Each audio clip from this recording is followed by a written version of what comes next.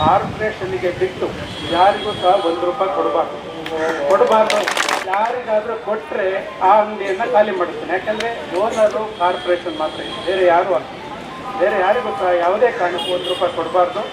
ನಾನು ಈಗ ಆಲ್ರೆಡಿ ನಾವು ಡಿಸ್ಕಸ್ ಮಾಡಿದಂತೆ ನಾವು ಒಂದು ಪ್ಲ್ಯಾನ್ ರೆಡಿ ಮಾಡ್ತೀವಿ, ಮಾರ್ಕ್ ಮಾಡ್ತೀವಿ, ನೀವೆಲ್ಲಿ ಕೂತ್ಕೋಬೇಕು, ಏನು ಸಾರ್ವಜನಿಕರಿಗೆ ತೊಂದರೆ ಆಗದ ರೀತಿಯಲ್ಲಿ ಹೇಗೆ ಕೂತ್ಕೊಂಡು ವ್ಯಾಪಾರ ಮಾಡಬೇಕು ಅನ್ನೋದನ್ನು ಮಾರ್ಕ್ ಮಾಡ್ತೀವಿ. ನಿಮಗೂ ತೊಂದರೆ ಆಗಬಾರ್ದು, ಸಾರ್ವಜನಿಕರಿಗೂ ತೊಂದರೆ ಆಗಬಾರ್ದು. ಆ ನಿಟ್ಟಿನಲ್ಲಿ ಮಾರ್ಕೆಟನ್ನು ನಡೆಸಬೇಕಾಗಿದೆ. ಇದು ನಮ್ದು ಅನ್ನೋದಕ್ಕಿಂತ ನಿಮ್ಮ ಮಾರ್ಕೆಟು, ನೀವು ನಿಮ್ಗೆ ಯಾವುದೇ ಕಾರಣಕ್ಕೂ ತೊಂದರೆ ಆಗಬಾರ್ದು, ನಮಗೂ ಗೊತ್ತಿದೆ. ಆದರೆ ನೀವು ಮಾಡ್ತಾ ಇರೋಂಥ ಒಂದಿಷ್ಟು ಜನ ಮಾಡ್ತಾ ಇರೋಂಥ ಕೆಲಸಕ್ಕೆ ಸಾರ್ವಜನಿಕರಿಗೆ ತೊಂದರೆ ಆಗ್ತಾ ಇದೆ, ಅದು ಆಗಬಾರ್ದು. ಯಾಕಂದರೆ ಸಾರ್ವಜನಿಕರು ಬಂದರೆ ತಾನೇ ವ್ಯಾಪಾರ ಆಗೋದು, ಇಲ್ಲಾಂದರೆ ನೀವು ಕುತ್ಕೊಂಡು ಏನು ಮಾಡ್ತೀರಿ? ಹಾಗಾಗಿ ಸಾರ್ವಜನಿಕರು ಬಂದು ಹೋಗಲಿಕ್ಕೆ ಒಂದು ಅನುಕೂಲ ಮಾಡಿಕೊಡುವಂಥ ಒಂದು ಪ್ಲ್ಯಾನನ್ನು ರೆಡಿ ಮಾಡ್ತೀನಿ.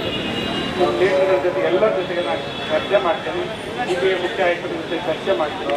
ಅದಾದಮೇಲೆ ಎಲ್ಲರ ಒಪ್ಪಿಗೆ ತಗೊಂಡು ಮಾರ್ಕ್ ಮಾಡಿ ನಿಮ್ಮೆಲ್ಲರಿಗೂ ಕೊಡ್ತೀನಿ. ಮುಂದೆ ನೀವು ಅದೇನು ಎಲ್ಲ ಬಾಡಿಗೆ ಕೊಡ್ತೀರೋ ಏನು ಕೊಡಬೇಕು ಅದನ್ನು ಕಾರ್ಪೊರೇಷನ್ಗೆ ಮಾತ್ರ ಕೊಡಬೇಕು, ಬೇರೆ ಯಾರಿಗೂ ಸಹ ಕೊಡಲಿಕ್ಕಿಲ್ಲ. ಅದನ್ನು ಕೊಟ್ಟರೆ ಒಪ್ಪಲಿಕ್ಕೆ ಸಾಧ್ಯನೇ ಇಲ್ಲ, ಯಾರು ಸಹ ಕೊಡಲಿಕ್ಕೆ ಯಾರಿಗೂ ಕೊಡಬಾರ್ದು. ಅದನ್ನು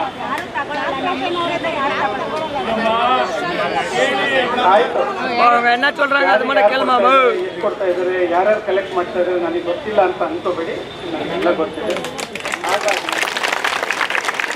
ಯಾರೂ ಸಹ ಇಲ್ಲಿ ಟೋಲ್ ಕಲೆಕ್ಷನ್ ಮಾಡೋಕ್ಕೆ ಕೊಡೋದಿಲ್ಲ, ಸರ್ಕಾರಕ್ಕೆ ಮಾತ್ರ ಬರಬೇಕು, ಕಾರ್ಪೊರೇಷನ್ ಮಾತ್ರ ಬರಬೇಕು. ಆ ನಿಟ್ಟಿನಲ್ಲಿ ಒಂದಿಷ್ಟು ಕೆಲಸಗಳಾಗ್ತದೆ. ನಿಮಗೆ ತೊಂದರೆ ಆಗದ ರೀತಿಯಲ್ಲಿ ಆ ಕೆಲಸಗಳನ್ನು ಮಾಡ್ತೀವಿ ಅಂತ ಭರವಸೆ ಕೊಡ್ತಾ ಇದುವರೆಗೂ ಶಾಂತಿಯುತವಾಗಿ ನೀವೆಲ್ಲರೂ ಪ್ರತಿಭಟನೆ ಮಾಡಿದ್ದಕ್ಕಾಗಿ ನಿಮ್ಮೆಲ್ಲರಿಗೂ ಸಹ ಧನ್ಯವಾದ.